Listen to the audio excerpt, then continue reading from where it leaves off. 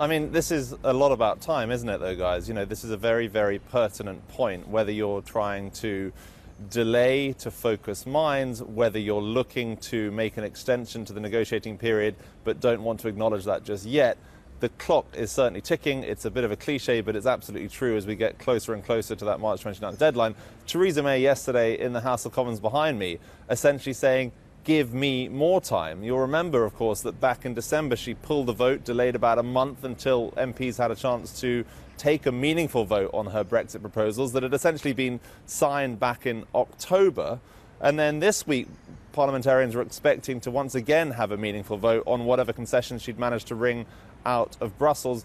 That has not happened. As Jeremy Corbyn's pointed out, it's very clear the opposition leader not happy with the way that things are going from number 10 Downing Street. Take a listen. It appears the Prime Minister has just one real tactic: to run down the clock, hoping members of this House are blackmailed into supporting a deeply flawed deal. This, Mr. Speaker, is an irresponsible act. She's playing for time and playing with people's jobs, our economic security and the future of our industries. The right honourable gentleman stands up and says that we are recklessly running down the clock in order to crash out with no deal. That is not the case. If that was the case, I wouldn't be spending time talking to EU leaders, going to Brussels, going to Dublin, trying to work a way that we can find to deliver on a deal that respects the concerns raised by this House and that will get through this Parliament.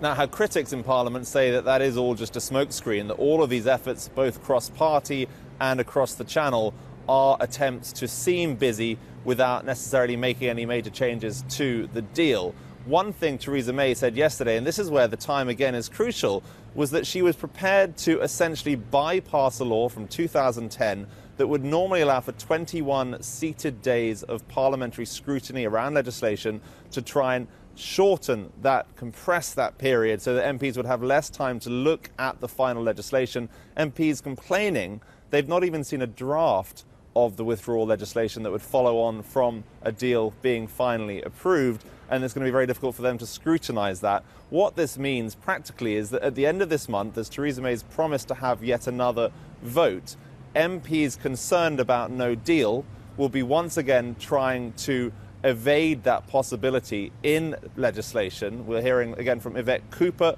one of the main players on the Labour front bench to that effort, that she will once again propose an amendment to try and avoid no deal.